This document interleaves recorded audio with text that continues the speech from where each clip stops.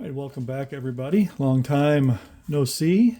Sorry I've been away from a while. Life got in the way, but anyway, I'm back with my Cimarron model number 3 American first model. This one here is chambered in 44 Special, also 44 Russian, 44 Colt. It has an 8-inch barrel. It is empty, as you can see. It is marked on the top for martial service, not martial, but military service. It is to replicate those models, although this particular model, being that it's in 44, is probably more accurate to the first model Russian revolver, which we can get more into that later. But anyway, like I said, this is a new-ish offering from Cimarron. It's been available for the last several years, and I just got this today. Well, I've had it for well over a year, but I got it back from Cimarron today. Long story.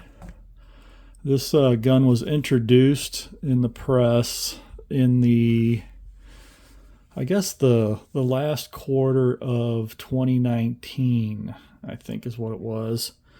And early 2020, I put one on reserve. And we knew they were going to be a while before they got them in. But then, obviously, COVID hit and everything got delayed.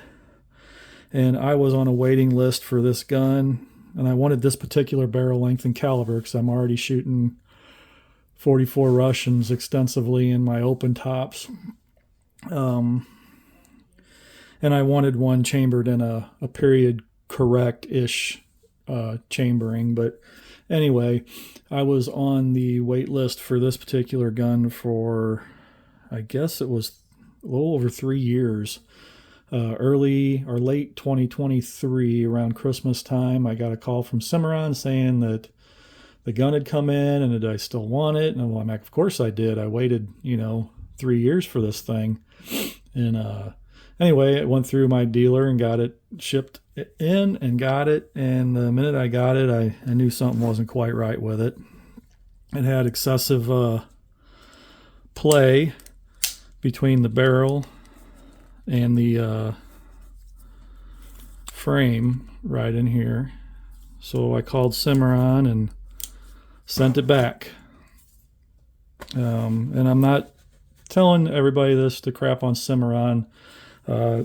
I have a lot of their products, as you all know, if you've watched my other videos, and I'm happy with them. I'm just going to tell the facts for what they are. So it had excessive play right in here. I mean, literally you could move this frame and barrel separate from each other, and you could feel it, and you could see significant movement in here, gap.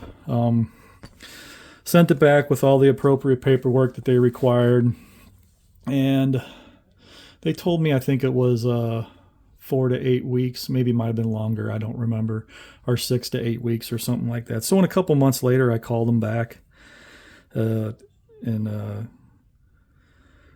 asked about it, and they said they were working on it or whatever. And not too much longer, I got a notification in my email that my gun was being shipped. So around March-ish or so, maybe April, I received the gun back, and it was still the same. I mean, I'm not saying they didn't work on it. Maybe they did. Maybe my description wasn't good enough for what was wrong, but the play in this area had not changed at all. So called them back. They said send it back. That was, like I said, April or so of last year, and they had it for, well, up until probably a few days ago. I did call them several weeks ago and ask about it, and they told me I checked in several times over the year, and they said they were waiting on parts to come from Italy, which I assume was the barrel latch. And they said if it came in and it fixed the problem, then they'd ship it. And if it didn't, they'd let me know, and they'd have to wait on more parts. At any rate, the gun just showed up today. I didn't get any notification on it, which is fine. I was thrilled. Luckily, I was off work and was able to sign for it.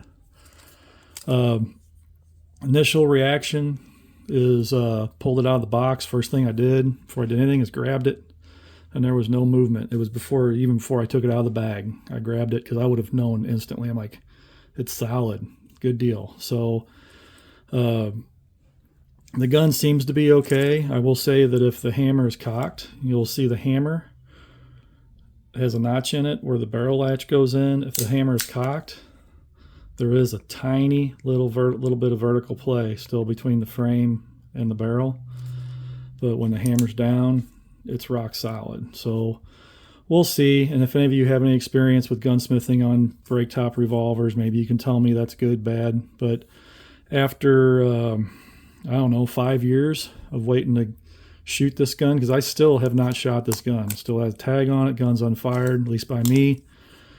I'm not gonna send it back again unless it starts to loosen up after shooting it. But at any rate, when the range opens back up, it's closed right now. We've had a lot of ice and snow in the area. There's lots of trees down. I'm gonna get this to the range with some 44 Russian loads and see how it shoots, man. I'm excited about it. I can't also say that after 5 years and everything I've been through with it, I'm not quite as excited about it as I would be with a normal new gun purchase.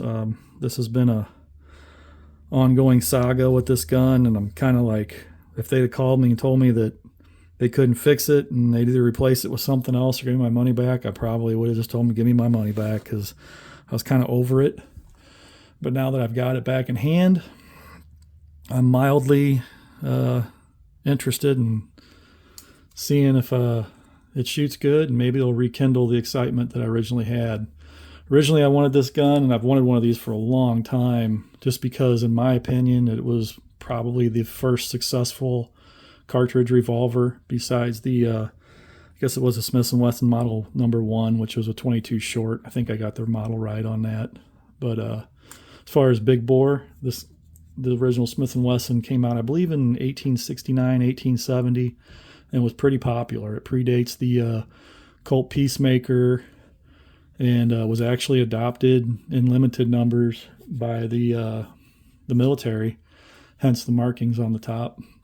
The original would have been chambered in .44 American, which is a heel type bullet, which isn't readily produced today. You can hand load it with some extra steps, but at any rate, Cimarron was offering this in .45 Schofield Colt and .44 Special Russian.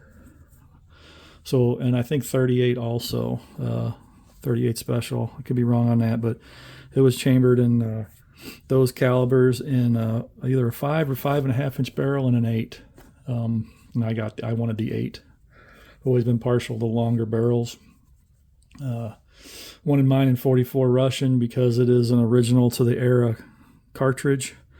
So I ordered the .44 Special variant. It is marked on the side. 44 Colt, 44 Colt in Russian, and Smith & Wesson Special. So it will take all 3 rounds. It's got some turn marks on the cylinder, which is basically probably from the work that's been done and me messing with it for the... I mean, I probably had this in my possession. Like I said, I've had this in my possession for maybe a grand total of a week over the last year.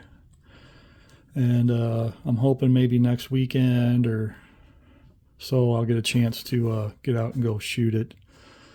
Although it is supposed to be very, very cold next week, so it may not happen. But just give an overview of operation. It's top brake. So the hammer gets pulled back 1 notch. The top latch is flipped up. And when you flip that up, it opens up. It ejects the spent cartridges. Then you can load the new cartridges. Close it up. And either, if you load 5, you can lower the hammer on an empty chamber. Or if you load 6 and you're going to shoot it, you can just pull it back and it's ready to go. So 8-inch barrel. Rear sight is just 2 little prongs that stick up on the barrel latch and line them up with the front sight. I don't know how well y'all can see that. But yeah, the sights are pretty rudimentary. The finish on the gun is pretty nice. Typical U-Birdie, you know. I mean, they're not bad. They're not like stupendous, but they're not bad either. They look good. I'm not overly thrilled with the grips. I knew to expect this type of grip on these. I wish they had a darker type of wood. I don't know. I'm not particularly fond of the grips. But if anybody knows where I can get a nice set of dark aftermarket walnut grips for this, I'd probably be interested in getting them if they keep the gun. I'm sure the internals are the same as the Schofield. The hammer pull on it is a little wonky. I know that there's a safety in there, a hammer block safety that, and I'm not condoning it at all, but if it's removed, the hammer becomes much slicker. I know that because the Schofield I got didn't have the hammer block safety removed in it when I got it. Nice gun. We'll see. Hopefully it stays nice and solid after shooting it.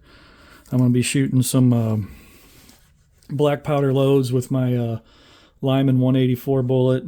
I'll probably load some up with I normally load them with Go-X, but I think because this is a top break and probably is going to have the Schofield issues with binding up, I might try some old Ensford, maybe around, try to see if I can get 23 grains in a case. If I can't, I'll get what I can get in there and we'll take it to the range. And my other loads will probably be unique in the 4 to 4.5 grain range. I'm hoping for mid 700 feet per second on this, and I'm hoping the accuracy is decent. If it is, I'll keep it as long as it stays tight, or at least as tight as it is now. It'll be a keeper. I'll go with my other Old West guns, but I don't really know what else to say about it. It looks like there's a lot of parts on this that are interchangeable with the Schofield, probably internal parts, the trigger guard. I do know that the pivot pin has got a captive screw in it where my Schofield does not, so that's a little different. The arch on the back of the grip is a lot different than the Schofield. There's a little bit more distance between the trigger guard and the grip in this area, between it and the Schofield. And I think it's even more on the original. I think that's one thing I've noticed in the original is there's a little bit more distance in here. Not enough for the purist to be upset, but other than that, it's got the longer, I don't know what you call this, recoil lug or whatever of the, or I don't know, that might be the same. I have to check it out, but at any rate, it's a nice looking gun. We'll see how it shoots. Hope you've enjoyed the video. When I do go take it to shoot, I will try to get some video and some chronograph data. Hope you've enjoyed the video, and have a good one.